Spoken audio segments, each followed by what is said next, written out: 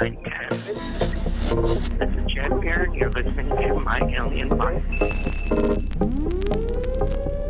And I noticed that it had a dome-shaped top and a rounded bottom, and it was not touching the ground. I felt this sharp pain in my eye, and then I had this telepathic voice that said, "Look straight ahead, do not look at the lights." Those kind of speeds exist in our galaxy, and this object came from outside of our solar system. Any random object that wasn't part of our solar system happened to be traveling in the direction of our solar system. It can easily traverse our solar system with a speed that's incredibly large. It had been tested on lab mice, and it didn't kill them, and so I wasn't really that leery about it. I could see that there's a fear on his face, and he took off, we took off, so something was wrong there, man. Something was wrong there, man. They cut into something that they didn't know. They didn't know what was wrong there, man, and there was some problems. My Alien Life is recorded high atop the Northern Rocky Mountains and is heard all over the world, and you can listen everywhere fine podcasts are found. My website is www.myalienlifepodcast.com. There you'll find links to every episode, stories, photos, the My Alien Life Legends page, and much more. Please like, comment, and subscribe, and consider becoming a patron while you're checking out all the content. I'm your host, Cameron Logan. This is My Alien Life, and the podcast starts right now. My Alien Life Podcast.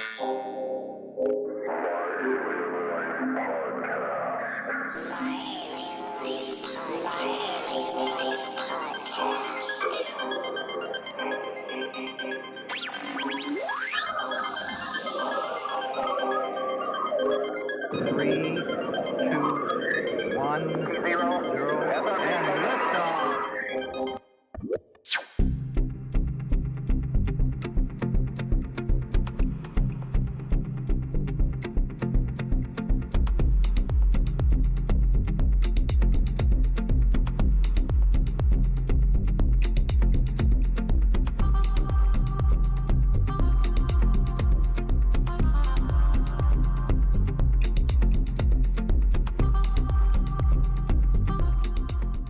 The last time we talked, you just published a book. Can we rehash that a little bit? Because it's really, really interesting. That was probably one of the most interesting podcasts that I've done. And I also had a recording of a UFO, which I've never done before. The book is Unconventional Aerial Phenomena in the Hudson Valley and Wallkill River valleys of New York. So that was published in 2019. Yes, it was. And it's approximately, it's about 400 pages long. And it's like it's textbook size. You don't see books like that hardly. It's big. Right. Well, it has a lot of photos in it. Unfortunately, most of them are black and white. You have to go on to the KDP version on Amazon and get the digital version, which is all in color. So that is a preferred way of reading it, and it's a lot cheaper. But the scope of the book was hugely interesting, and from 1983 to 86, the Hudson Valley, New York. Right. And were you living there at the time? No. That was during the big flap with yes. Hynek. Right. And Ellen Crystall did her work in the valley at that time. And I didn't get involved until 1992. She published her book, Silent Invasion, in 1991, right, which is about her 10-year study in the valley back from 1980 to 86, I think. Yeah, so from 1983 to 1986, the Hudson Valley of New York experienced one of the most witnessed and widespread UFO outbreaks in modern history, and reported by more than 5,000 residents, right? Correct. Talk about Pine Bush, New York, because that's where we talked about previously, and you had produced audio and video recordings and taken countless photographs and spent years documenting and researching UFOs, especially in Pine Bush. Yes, I spent almost 12 years in the field and documenting with photographs and video and audio and instrumentation, all of the stuff that we were seeing. I became aware of the phenomenon when I saw the movie series Intruders on television, miniseries. And I contacted my friends who said that Ellen Crystall was doing work in the field, and I asked her for her phone number, and I called her up, and she was willing to take me out into the field with her. And in fact, I was living right next to the hotspot at the time. I didn't realize it. And she picked me up with some other people and other cars, and we went out to several places in the valley that she had had success in seeing the craft.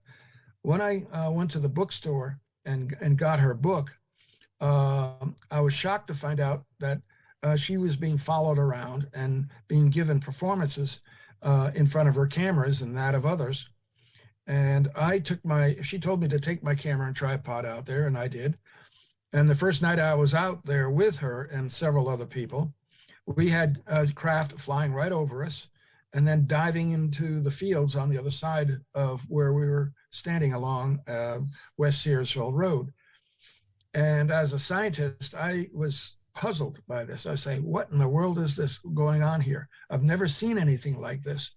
Her book describes and illustrates what was happening to her, and now it was happening to me. And I was shocked to realize that it was that common in that area. And it's one of the reasons why Pine Bush got such a reputation for being a UFO hotspot. But you've been a research scientist, geologist, paleobotanist, paleontologist, and you're in the since oil the business. early 70s. Right. So this is quite different than what you were used to. So what made you jump into that? Because obviously, and I've talked to academics, I've had, Harvard professors on the show, and things have changed a little bit since back then when you were doing research in the field. So obviously it wasn't easy for you to do that kind of research. And I'm talking about UFO research. Well, that's true, because it literally cost me my job. And it did for many people who openly talked about this subject back there in the 70s and 80s and 90s. And I was just fascinated by this, that it was happening right in my own backyard, and that I had somebody who had a lot of experience going on in the field. And she took me to all the locations, and at many of them we saw the craft. And I wanted to document this scientifically. She wasn't being that careful with what she was doing. She wasn't recording the times of exposures and other things that would help document when this was occurring and where it was occurring. Although she did a fair job, I had to be much more thorough than she was. And I decided to do time exposures with my SLR camera. I had an electronic shutter release. I realized that I couldn't let the shutter cause vibrations on the camera, so I had to dampen the camera so that when I electronically opened the shutter, there would be very little vibration, because I wanted to get unblurred and undistorted images. Sure. My idea was that if these were not conventional aircraft, they would do things in the night sky that were unconventional. Quite simply, they would fly too low, below 1,500 feet minimum altitude, unless they were approaching an airport, and they would not stop and turn in midair and hover and dive behind trees in farm fields nearby. My first couple times out in the field with Ellen Crystall were just shocking. And I realized that this was an incredible opportunity. What I didn't realize, Cameron, is that I had been introduced to this whole phenomena almost most of my life, and I never realized it. All of my abductions back to childhood had been blocked, and I did not recall any of them. I thought that I hadn't seen anything. And yet after recovering many of those past encounters, I realized that, I was almost set up for all of this. So what was the realization? How did you come to know that you had some of these memories that obviously you had built some kind of wall as a child and forgot about these, or what's your theory on that? Some of it was screen memories, and some of it was, I didn't know what in the world was happening if I had a recall. In other words, I did not have a word in my vocabulary called abduction. Right. Okay. When I saw that miniseries, that really opened up my world to the possibility that humans were being taken aboard the ships. And I searched my memory for anything that would resemble an abduction. And I started finding things in my memory that I had just passed off, ignored, dismissed, the cognitive dissonance type thing. No, this is not possible. Even people who see ghosts, many times they will refuse to believe that they actually saw a ghost. Absolutely. And, but that one event that happened in my life back in 1981 of October, I remembered enough of what had happened then at a drill site near Richmond, Virginia. I and another company were drilling wells in the Richmond Basin, a Triassic basin. And this was our second well that we were drilling. And this one went down to around 7,000 feet. And we're finding all sorts of oil shows. And it was a very exciting period in my life because I had thought, based on my training, both in the oil industry and in college, that this was a area that would produce oil in it, and it proved that it did. But we were drilling this well, and I came to work and usually put in 10 to 12 hours a day at the rig. And the crew was all excited because the evening crew who they just replaced that morning said that a UFO had come and hovered over the neighboring field. And they described what they did, what they saw, and things like that, or what information was shared with them. And I was fascinated. I wrote it down on the logbook for the drilling record. And some of the things that they said they saw and did. One of the tool pushers started drinking heavily at that particular point when the craft was hovering over the field. And then he and the foreman got into his truck, and they wanted to drive closer to the craft. And as soon as they put the truck into gear, the craft took off. So that was a big disappointment. And I said, well, wow, maybe it's going to come back tonight. So I wanted to stay late that night. I put in a full, 10, 12 hours. And I told my mudlogging crew that if the craft comes back, to come and get me. And they said they would, since I was their boss. And at around 12 or 1 o'clock in the morning of the October the 2nd, I went into the back and climbed into one of the bunks at the back of the mudlogging trailer. And I thought I would get a rest and then be able to get up and be prepared for anything that showed up. Well, I had a horrific nightmare while I was in that bunk. I mean, really, it was scary. It was, I've seen beings that were hovering over me. And the shocking thing was one of them touched my forehead with a metal rod, and I was then floated through the side of the mudlogging trailer. And I literally remember seeing it passing through my body. And if you've never had anything like that happen to you, I mean, it just freaks you out completely, right, especially for a scientist. And after that, I just everything blocked out. And the next thing I knew, I was waking up in the bunk. I was hypothermic. I mean, really cold. My body temperature must have been down around 93. And I was shivering like crazy, and all my joints ached, parts of my body ached. I slowly climbed out of the bunk, the top bunk, and I walked out into the main part of the mudlogging trailer, and there was nobody there. Now, I was shocked because this is a 24/7 drilling operation. Right. And so I said, where's my mudlogging crew? They're usually there working. I went to the door and opened it up and looked out at the drilling rig.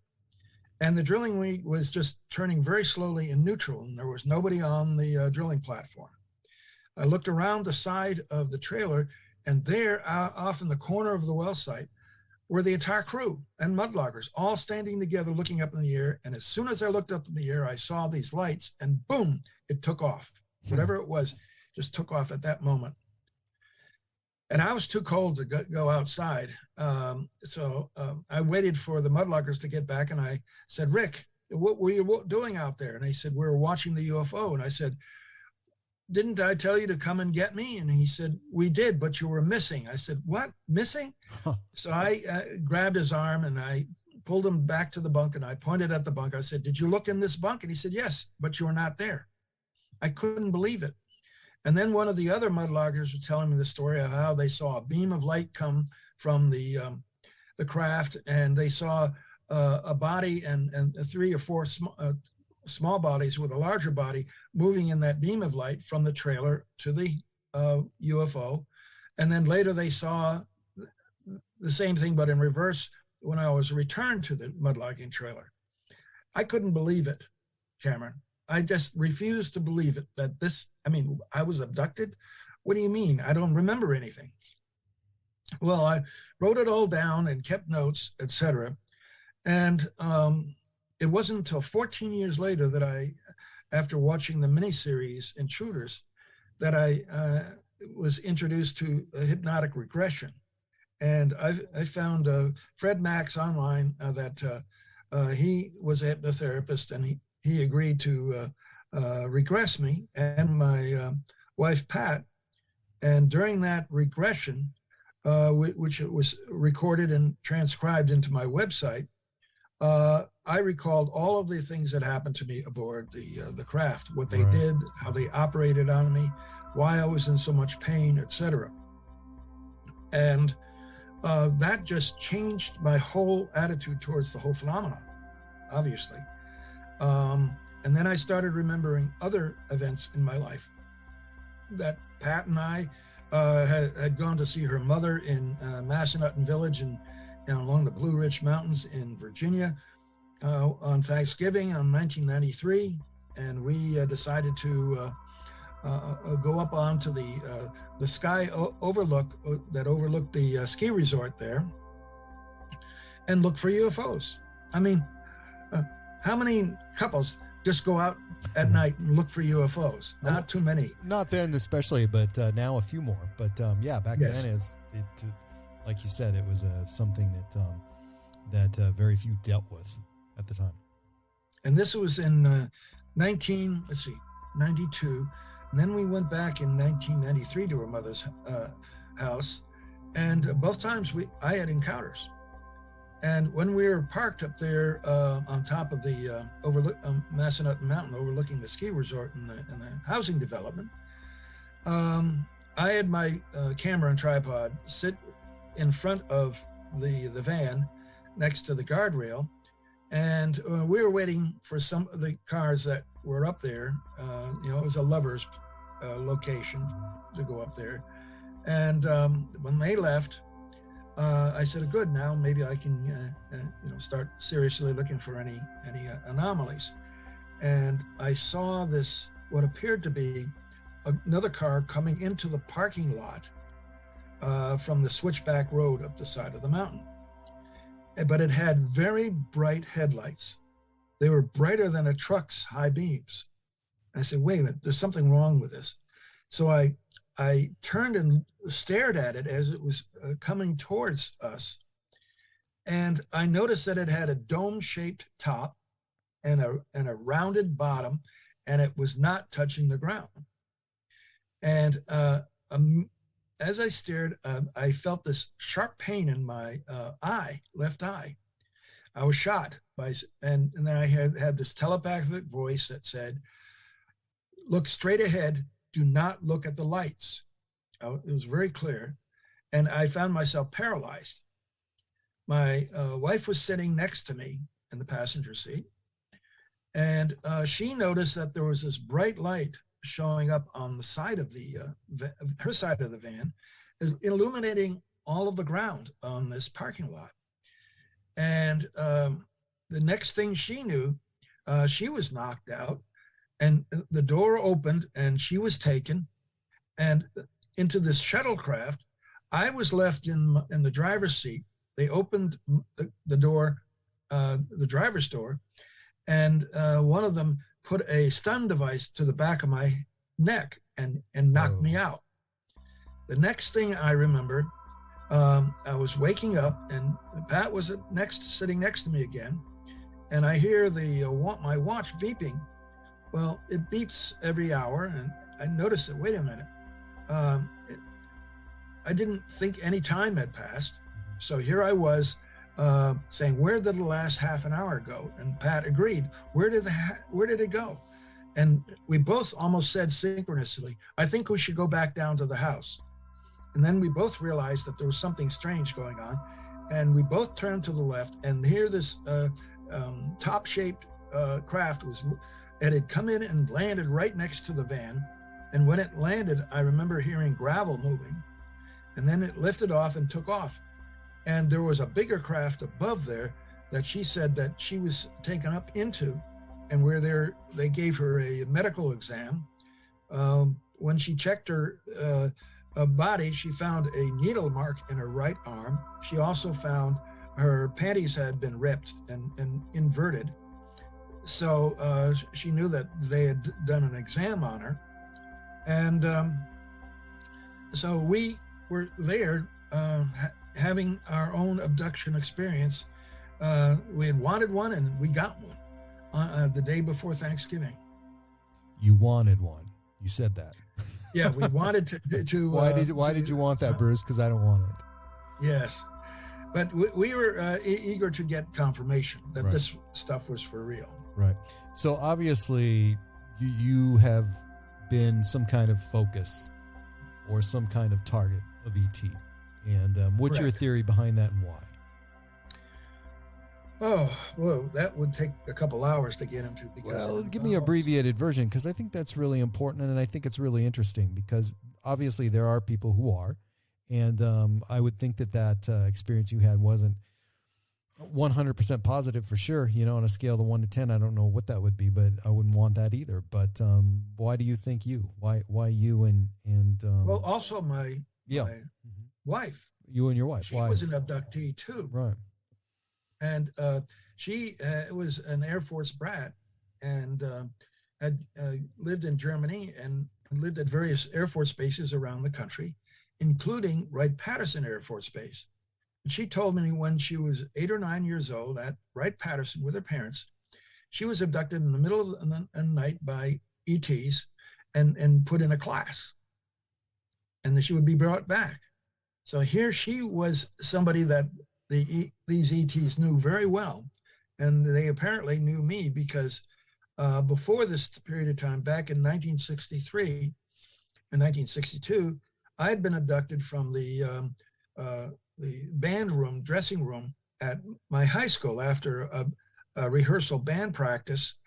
And then in 1963, I went to France with my French club and French class, and we, on our way back from Caen, France, we stopped off at Amsterdam.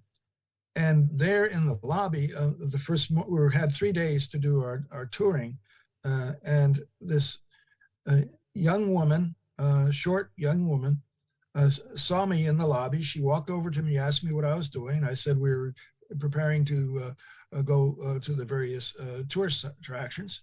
She said, would you like me to show you around? I can take you to all of them. And I said, well, yeah. I thought she was a little bit more interesting than the several guys that I was prepared to go with that day. So for 3 days, she met me in the morning, and we went to various attractions around, including with the French class. And then on the third day, she said, I want to go back to the zoo. And I said, I want you to meet a friend of mine. And we went back to the zoo, and she introduced me to Lyra. Oh yeah, by the way, she said her name was Maya. And so I met Maya and Lyra there in Amsterdam. And it wouldn't be until 1994 that I found out who Maya and Lyra were. And they were talked about by Shirley MacLaine in her book Out on a Limb. Yeah. And Dr. Carla Turner talks about the experiences of Ted Rice in 1962 during the summer, when he got a summer job at the Sun Valley Ski Resort in Idaho, and met Maya and Lyra there while he was working. And they entertained him and took him on walks, and Maya asked him lots of questions and things, and he was falling head over heels for Maya. And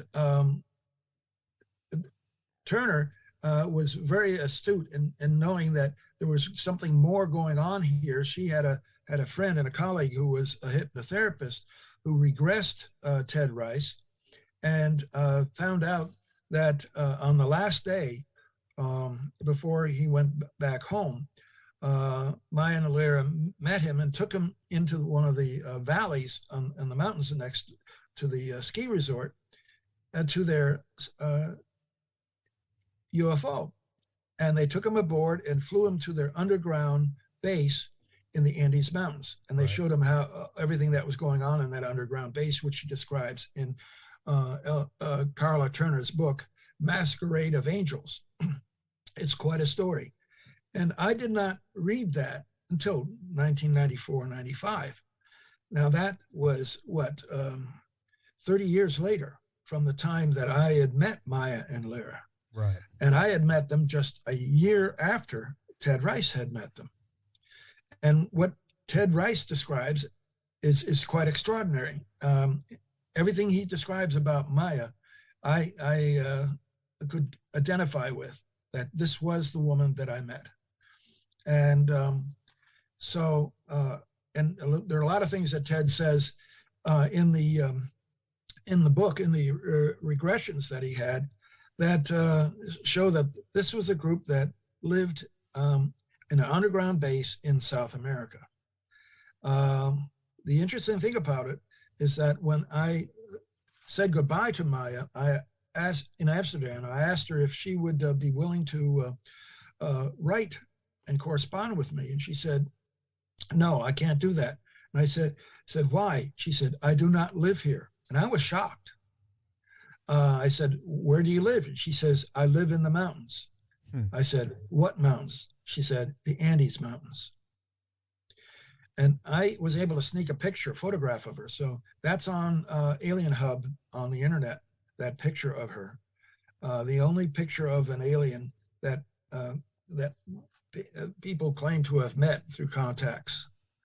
And I think that's part of the reason, this constant contact that I was having with these ETs, as to why I was chosen. And there's one more reason, is that my late wife, Bonnie, I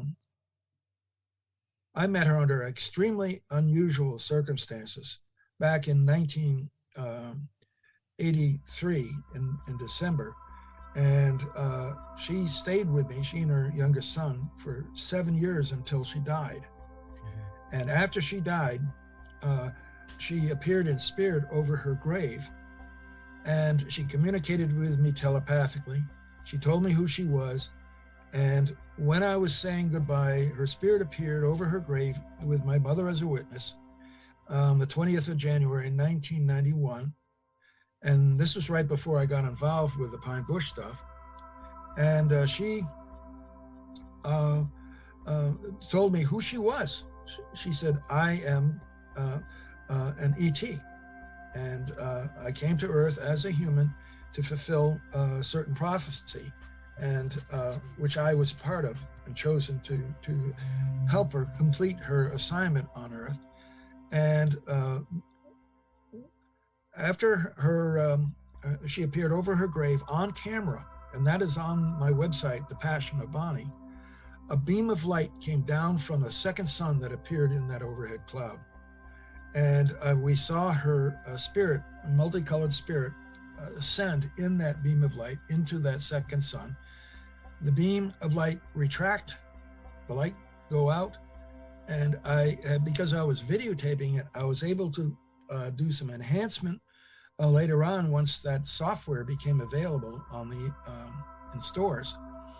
And I found that a huge white circular dome-shaped mothership was sticking out of the side of that cloud over her grave. So that confirmed for me that what she was telling me telepathically was true. So I have some sort of a connection to these beings, and all I can do is speculate as to why. What about the memories that are wiped from our minds, why cannot we remember all of this? And is there a purpose behind that? Probably to save us from the trauma, and they want to keep us in the dark. So it's intentional then? Yes. But also it's on our part, Cameron. Mm-hmm. I know now, after I had recovered what I had experienced at the well site, I did not want to remember that. Who wants to remember a haunting, horrible nightmare dream? Exactly. And that's my thoughts as well. But so you think it would lead to basically our own, but let me back up just a minute. I mean, if later through regression hypnotherapy or whatever, we're able to recover these memories, I mean, they're there, and obviously you've dealt with it. Yes. And how have you dealt with it? Because it's not easy, I can tell you. Well, I don't know. Maybe I'm a masochist. I mean, I don't mind, all of the trauma and pain. Right. I've learned how to adjust to it. That's the possibility. I'm not freaked out by it. That's one possibility. Or I remember them, and I've never and really regarded them with hostility or anger. Mm-hmm. And I've regarded them with a scientist's curiosity. Okay, I want to know more. And when I discovered that I had been married to one of these ETs, and then she gave me a lot of information after she died, then she introduced me to our children, mm-hmm. which were created by the ETs from her and me before we ever met. Your and DNA. I got to meet them. Yeah. Your DNA. So they basically they stole DNA from both of you. Yes, and they abducted me at least 2 times I know of. Once at the well site for a sperm sample, mm-hmm. and once on a trip to Buffalo, New York in 1967, right before Bonnie became pregnant. And then a month or so after I had that abduction, which I recall quite enough of it to know that I was abducted for a sperm sample, mm-hmm. because as I was driving down the highway in my Volkswagen Bug, I heard on the radio that there were UFO sightings in the area. Now looking back on it, I can say that, boy, they really set this one up.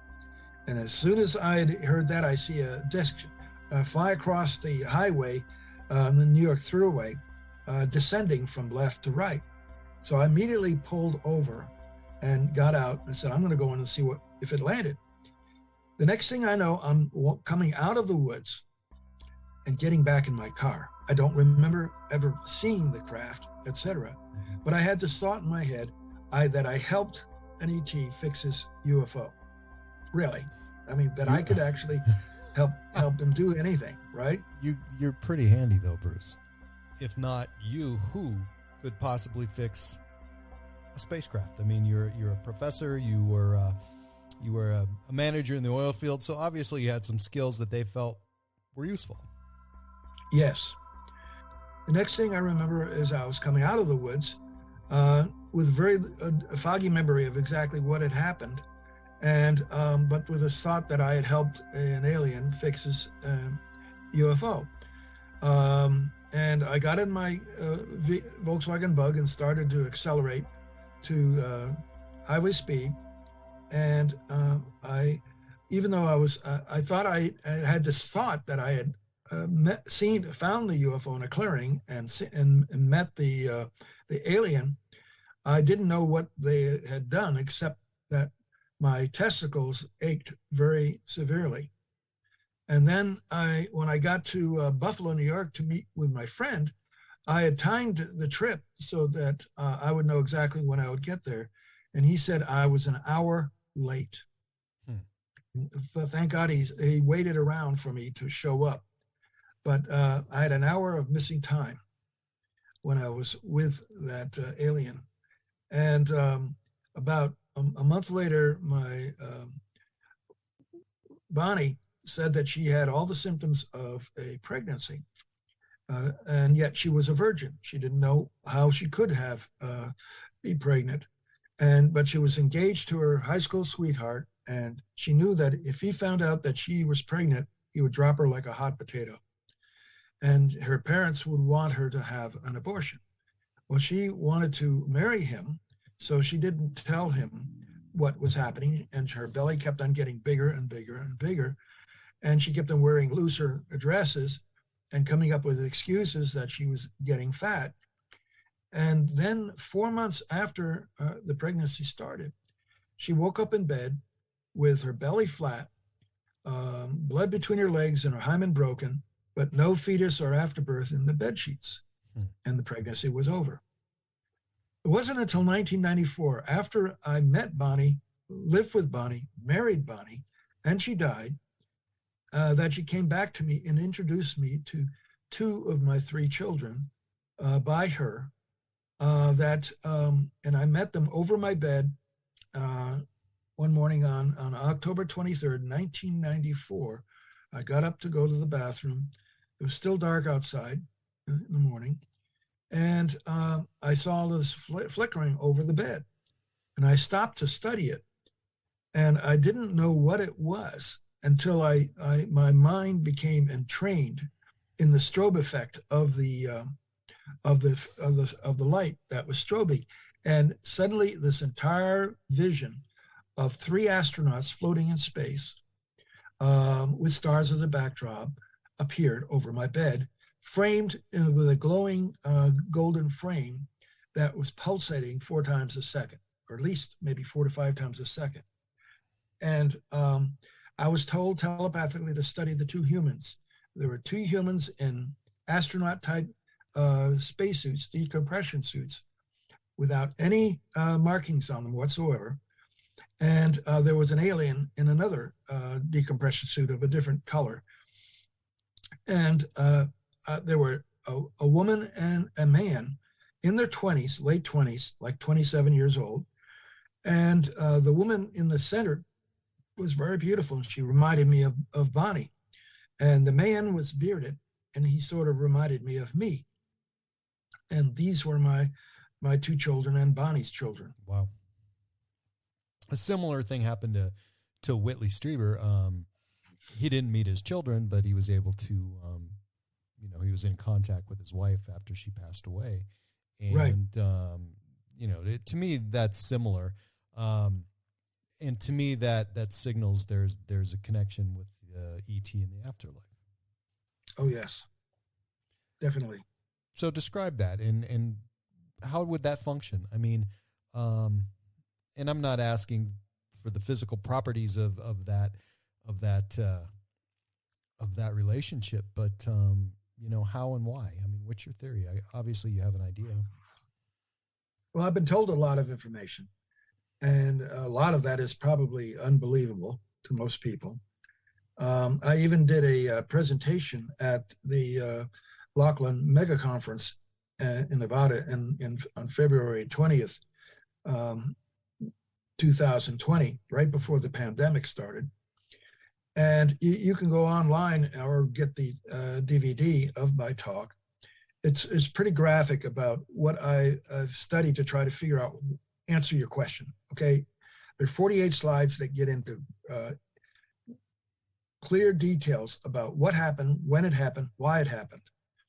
And it is quite clear that my late wife was, she told me her spiritual name is Kahra, which means spirit of goddess. And that she was involved in many of our ancient civilizations, including the Sumerian civilization and the Egyptian civilization. She was the Ra that was worshipped by Isis and Nephthys and Osiris and all of those gods and goddesses in Egypt. And so I when she told me this, I was sort of just saying, okay, where's the evidence? Can I believe her? Right. Well, I knew that when she was alive and I met her, she was extraordinarily powerful spiritually. So I could relate to her psychic and spiritual capabilities, which were just off the charts. She had been tested by the Princeton University paranormal lab in the mid-70s, right, and virtually scored 100%. She had precognition, telekinesis, clairvoyance, and all of the other abilities. She demonstrated them to me. Have you ever had anybody demonstrate these types of things? She knew when she was absolutely not. Going to get a heart attack, when she was going to die. She knew when she was going to die, and she prepared me for it, but she didn't want to tell me. And she packed a suitcase at the front of her bed. We were living in New York at that time, and put it at the foot of her bed. And I said, why are you packing a suitcase? She says, I'm going back to Texas. And she says, I do not want to die in New York. I want to die in Texas. And I didn't think very much of it at that time. But then she did die. And when I went to close out her checking account at the bank in Houston, I walk in, and Dodie, one of the tellers, came running up to me when she saw me, says, where's Bonnie? Where's Bonnie? Is she out in the truck? And I said, no, why did you think Bonnie's going to be here? She said, she called me 2 weeks ago and told me she had great news, that I had gotten a job in Houston and I was bringing her home for good. And when I went back home, I checked the phone records, and sure enough, 2 weeks earlier, she had made a call to the bank. Wow. So she she had done extraordinary things, moving objects. She could make watches go faster or slower. She one of the things that I found very fascinating is that she had developed 3 types of deadly cancer in about 8 months before I met her. She had a breast cancer and 2 mastectomies. She had uterine cancer and a hysterectomy. And then she contracted a Clark spreading version of malignant melanoma. And the doctors caught it just in time before it went to stage 4. And they removed the tumor. Her doctor removed the tumor from her upper left leg, but had to remove muscle and tendons to be able to remove the tumor. And that made her permanently disabled. And that was one of the reasons why I was asked by an unseen entity before I met Bonnie if I would help a woman in need. Right. And I asked, well, when will I meet her? He said, before the year is out. And I did. I met her on the 15th of December, 1983. But she had died. She had been murdered by her first husband and woke up 12 hours later in the morgue with a tag on her toe. And that had given her a cardiomyopathy. It caused a major damage to her heart. And that's why she only lived to age 40. And so she only lived about 20 years after that event. And when she was brought to Houston from New Jersey, she tried to get to a payphone to call an ambulance because she was feeling a heart attack coming on, and she collapsed in the middle of the street. A cop saw her fall, picked her up, and rushed her to the hospital, where she had an extraordinary near-death experience, she told me, and she came back again. So she had a definite purpose, but that all of that suffering that she had to go through the 20 plus operations, including reconstructive surgery. I mean, she could control pain. She said she knows how to control pain hypnotically, and so she was able to survive that long and fulfill her purpose here. But then when I asked her who she was, and she told me after she died, she was Kahra, and that she was one of the high spiritual entities that oversee this earth. And you know, the question comes up, why me? You know, what was I? And she told me a long story about how we went back millions, if not billions of years. And we had always been a couple on other planets, in other worlds. And so coming to Earth was sort of like a vacation for us in a way, in the sense that it brought us back together again. That's the only way she could get to be with me. So do you assume, or do you know that there's more to that previous life with her ahead? It's possible. I would like to think there is. There are many questions I have in mind as to, you know, why I've had so little contact with her since the end of the 1990s. And all of that contact with our children and with UFOs and all of that stuff seems to have ended very abruptly when I was offered a job at NIDS in Nevada, in Las Vegas, and I moved west. And I haven't been east of the Mississippi since then. So the question is, okay, were they trying to get me away from that area, and what for? Maybe it was, I have a strong feeling that the government saw me as a potential threat with all of the work that I was publishing and putting on the internet about the craft that I had photographed and seen, witnessed. So you just said that you're wondering why all this time has gone by. But you know, when you're talking about geological time or the time of the universe, I mean, basically this small amount of time since you've last experienced anything with her, or dreams, whatever, is not significant, right? Right. It wouldn't be. It would just. I mean, it is significant because our minds work that way, but you know, geologically, no. No, all of this happened, and that cannot never be changed. All of the contact we've had. Right. And I mean, the one thing that does bother me, Cameron, is that I was not allowed to get to know my 3 children. And it's but that's typical of many abductees. Right. They're never allowed to know their children. Right. In this particular realm, existence. Right. Right. Wow. That's heavy stuff, Bruce. Yeah, I don't have any children of my own. Right. And the main reason I attribute to an accident I had when I was 14 years old. And which begs the question, why were they trying to get sperm samples from me after that accident, when I was hit between the legs with a baseball bat, put on the operating table for 5 hours, and had my left renal vein replaced. Subsequently, my left testicle atrophied and got smaller and smaller and smaller. And then during that abduction at the well site, one of the surgeons there opened up my scrotum and removed that atrophied testicle and fused it to my normal testicle on the right. And he said, this should restore your normal function, but it didn't. Wow. But obviously they felt, ET felt. Oh, now we're talking about ET. Have you identified which ET? Yes. And what is that? The ETs that I have met, all in the state of Virginia, on a number of different occasions, from 1981 to 1994. They were all the wrinkled brow alien. They were about the same height as the typical grays, ovoid grays, but they had they have spindly body, but they have a whitish skin, and they have a large head with wrinkles across their brow like that of the Neanderthal.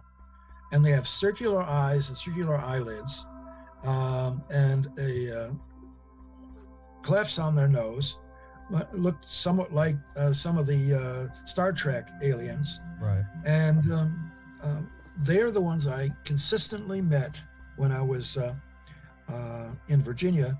But I also believe that I was picked up by the Greys at my high school in Connecticut, West Hartford, Connecticut, in the fall of 1962.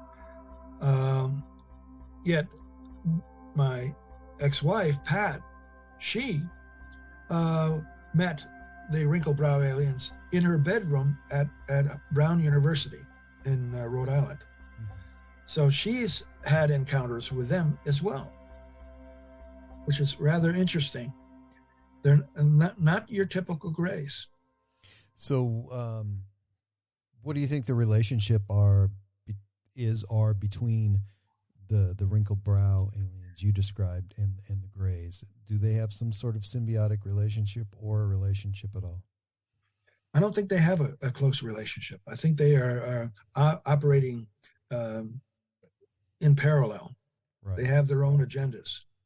Because most of the abductions I had or can recall back from my childhood when I was in Connecticut were with the typical Greys, the tall and short Greys. All right, let's change directions here a little bit, because I want to talk to you about some new stuff that's been going on in your life, including current events. So, we're facing the possibility of world war. There's current elevated nuclear threat as we try to silently intervene in a war in the Ukraine. And I actually had the thought several times, what if? And my next thought was, will aliens intervene and stop the madness? So I want to know what your thoughts are. Would ET intervene to prevent an inevitable World War nuclear meltdown? I would like to think so. And the reason I think most of us would like to think so.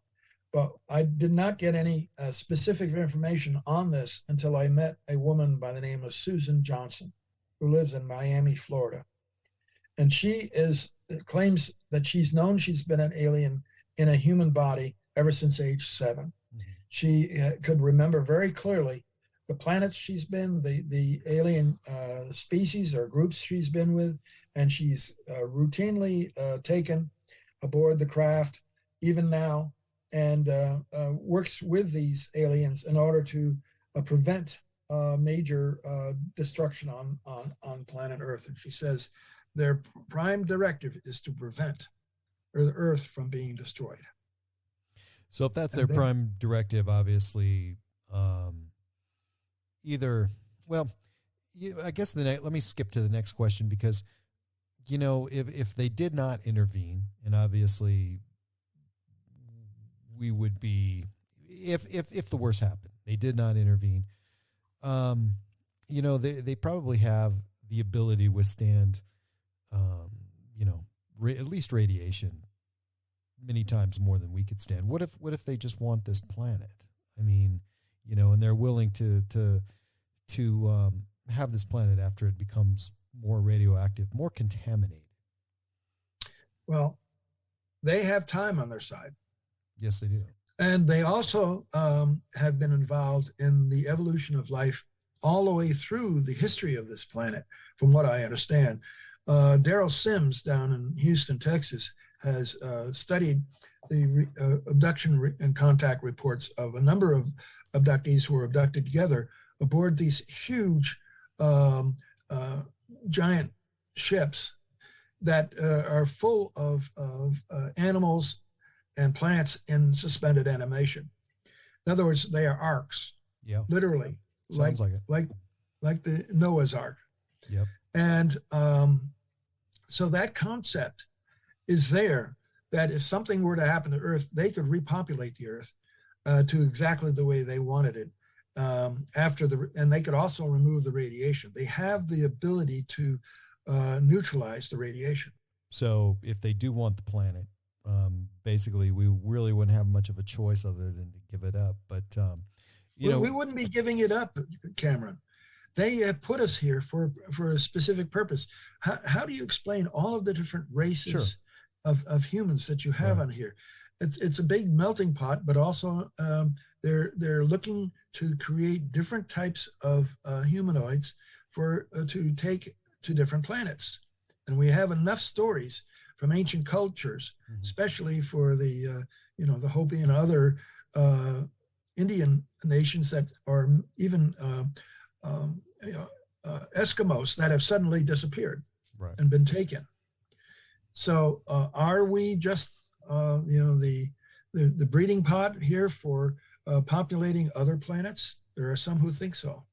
Obviously, they have some interest in biodiversity, and especially our own genetics. So one of the other things, I've never talked to you about this, and it's something, I wouldn't call it a hobby that you've gotten into, but it's really interesting. You're not just interested in extraterrestrials, but this could be related. You've always had this huge appetite for an interest in photography. And so you're sending me some video, as well as I was watching it on your YouTube channel, of your way of not communicating with, but actually being able to see. Describe the hardware that you have that you do this with, and what is. Okay. I've been fascinated by the television shows on the Travel Channel, and sometimes the history on ghosts and spirits. And I became very familiar with all of the equipment that they were using. And there's a company that sells this equipment. And I contacted them and bought some of their equipment. And one of the things that I bought, I'm very glad I bought, is the SLS camera. It is designed to see in infrared things that the human eye cannot see. And if it sees shapes that are similar to that of a human, it paints a stick figure on that object and tracks it. And I have a number of those videos on my YouTube channel that show this. I've seen enough of it, and what is really bizarre, I mean, as a scientist, I wanted to be skeptical, but at the same time, I said, okay, how do I know that this isn't just the computer program on this tablet that is creating something that is totally fictitious? And I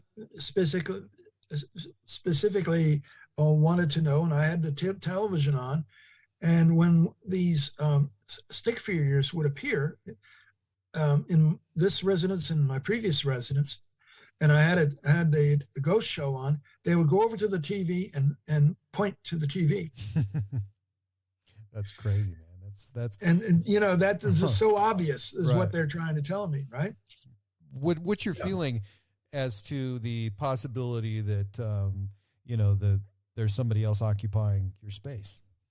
There are several. And there's several spirits that we've documented here. So can you tell they're not bothering us. Right. Can you tell the difference? I mean, when you see, if there's several that are occupying that space, can you tell the difference when you see them on the camera? Some are small, tiny, and they float. Others are big. They're almost as big as a normal human. Right. So by that, unless they can change size, they are probably different entities. So have you reached out and tried to make contact verbally or with body gestures? Or we did it one time, and it was really funny. I live with another family here, and we share the same house. And we were in one of the side bedrooms, and I brought in my SLS camera, and Robert, who was on an app on a cell phone that supposedly talked to ghosts, and that the ghosts would talk back. Later found out that it was just an artificial intelligent program that was playing. But he was talking to the ghost as if the ghost was really there. And suddenly one of these stick figures on my camera showed up. And it wasn't over the two women in the room. It moved over in front of one of the women. And when she moved, away, it stayed behind, and it slipped to the floor and laid on the floor as if dead with its arms and legs outstretched. Now, wait a minute. The computer program is not going to create that, okay? Right. So it was just playing with us, like saying, well, guess what? I'm dead. Wow. So you've been, I can't even count the numbers of years that you've been in science, but researching and then researching in the field of ufology, and now this new hat that you're wearing. But so what's coming up in the future with you? Because, I would like to read another book. I didn't read the entire book that we talked about earlier. And well, I got a couple of major things that I have in the works. I had the opportunity to study this was at Columbia University with Paul Olson and Dennis Kent. We drilled 7 wells, 4,000-foot wells, and I described all of the core that came out of those wells. And they were able to because they were drilled in basins that showed the history of climate based on lake level fluctuations in the Newark Basin, they were able to generate a climate model for 30 million years during the late Triassic. This is extraordinary information that they were able to do. Mm-hmm. And they could get the actual age of any group of sediments down to the nearest 10,000 years. Wow. Whereas with radioisotopes, they can get maybe within 100,000 to 500,000 years. Mm-hmm. And these cycles are still being produced today, but different kinds of cycles during the last ice age. And I wanted to know why these cycles are different. During the Triassic, there are 5 different cycles, and they are each nested within each other. So there was a 20,000 year cycle, there was a 100,000 year cycle, there was a 200,000 year cycle, et cetera, et cetera. And they were each within the other cycles. But during the Pleistocene, they were separate. They're completely different. So the Ice Age is 108,000 year cycle, and the interglacials are 21,600 year cycles. Mm-hmm. They're alternating. So nobody's noticed this or paid any attention to it. And I think they may be afraid to, because it's so radical. It means something very different caused the Ice Ages. Right. And I wanted to understand what was going on in the Ice Ages, and I built a theoretical model as to how this happened and why it happened, because even the ancient Egyptians, Cameron, recorded all of this. Mm-hmm. They, in the Book of the Dead, had recorded the 3 major worldwide floods in charts, graphically in charts, right, in the descent of Osiris into the underworld. And the Egyptologists have been so blinded by their own prejudices and stories, myths, that they have couldn't see that just how scientific this information was. And then when scientists dated these 3 major floods, they were able to come up with the actual ages, like 14,000 years, 11,000 years, 7,000 years ago. And sure enough, that matched up with the graph that showed the floods and that showed boats on top of the floods and things like this in the Egyptian hieroglyphs. So they knew this stuff was going on back then. They also had what they call Osiris cycles, and they had a 108,000 year cycle, and they had a 21,600 year cycle. Well, guess what? Where did they get this information? This is what the ice cores from Antarctica and Arctic have shown, that these cycles of the last ice age was 108,000 years long. Hmm. So they know all of this stuff, even back then. So where did this information come from? So I've developed a theory right now that I hopefully come out in a book that describes this, but finding astronomers who will even listen to me. Oh, you're a geologist, you're not an astronomer. Right. Yeah, that type of problem. Yeah, there's that. But I think there's so many scientists now that are able to, as we're able to communicate better. with people obviously than we were in 1970, 1960. So that communication and that exchange of information, which is quick and it's actually free, doesn't that lead to more people, and more conversations about, why this happened and yes, people are asking questions, are more open. I'm on ResearchGate, right, which is out of the Netherlands, Belgium. Mm-hmm. And I've been getting so many hits on all of my publications. I have many dozens of scientific publications on all of this. But one of the ones that I've published on my channel, my YouTube channel, is about Cydonia 2. And that I discovered in the Wallkill River Valley while I was doing all the photography of the UAP flying in that valley. Right. In essence, I found almost what appears to be a duplicate of the Cydonia complex on Mars here on Earth. And I was able to determine the age of it and that it came before the Cydonia complex on Mars. But nobody wants to listen to that. Everybody who talks about the face on Mars is talking about something that is 1 million years old or 500,000 years old. Nobody can think that, well, that was built 118,000 years ago, and that's based on continental drift, that I was able to determine that. So go ahead, finish that.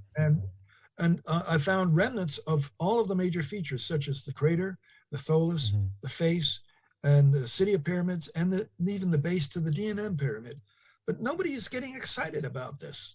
And that is so strange. And yet we're having people like Mark Carlotto, who has published a book, Before Atlantis, with all of this wonderful information on the orientation of ancient cities, the foundations of which show that their original construction goes back as much as 50,000 years.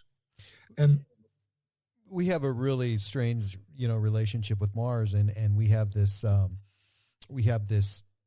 yearning for information for what's happening there. But we're sending up all these probes, and we're looking, getting some information. But is that fact finding? Are those fact finding missions aggressive enough? Do we need more? Well, we still have too much cover up.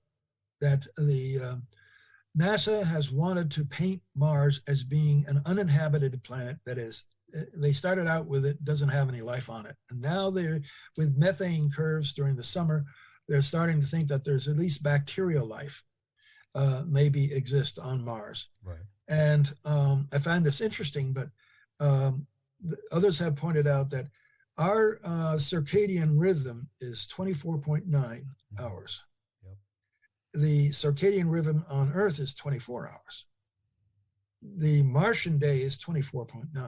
And people have raised the question, well, maybe we came from Mars. Right. So why are they so afraid of identifying artificial structures on Mars that could connect Earth with Mars? Now, obviously, we're measuring methane on Mars, and we know about these fluctuations. First of all, why is there so much methane on Mars? And you mentioned bacteria, but that doesn't seem to be a solution as to why there's so much and why the fluctuations. That's incredibly amazing. I think that there would be huge fluctuations like that, and I'm not talking about huge like on Earth standards, but for a planet that supposedly is mostly carbon dioxide, it seems like there's a lot of methane there. Dr. John Brandenburg, who came up with a theory of nuclear detonations on Mars based on isotopes of studies, because he's worked with the labs, the government labs in this country, and has had access to this information, and then came out with his books, and that there were 2 massive nuclear airborne explosions near Cydonia on Mars, interestingly enough, that apparently irradiated most of Mars and may have been responsible for destruction of its atmosphere. But he wanted to push it back based on isotopes to 1 million years or so. But it could be anywhere. It could be 50,000 years old. So are we just launching probes up there to kind of go through the scientific motion, just to appease some of the people who want that knowledge, or are we actually, doing it properly and trying to find something and just aren't? I hope it's the latter, that they are finding something, okay, and they realize that they have to hold on to it until they can be certain. As scientists are generally want confirmation, and until we put humans on Mars, we're not going to get that confirmation. So they have to be very cautious about what they say, and it has to be irrefutable evidence.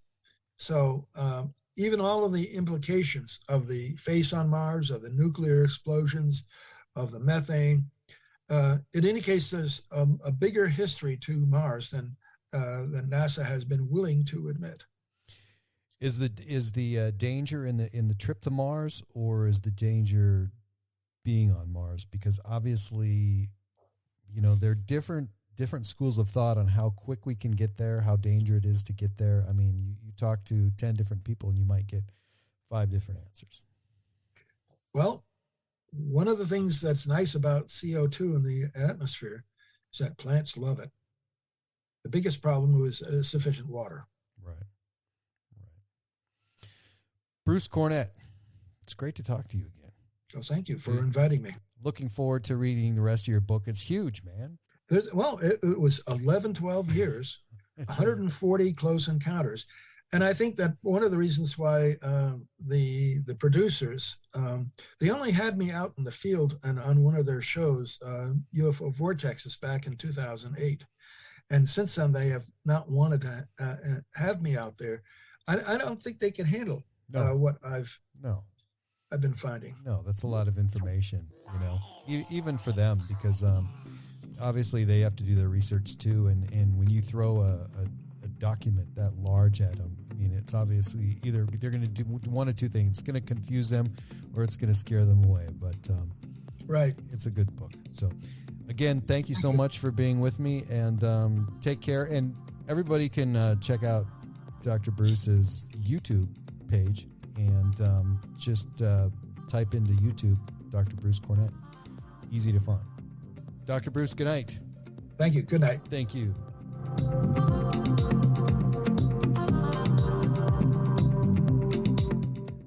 You can find my website at www.myalienlifepodcast.com, and please subscribe to my latest downloads at iTunes, Spotify, Stitcher, and at podbean.com. And please follow me and like me on Facebook and Twitter.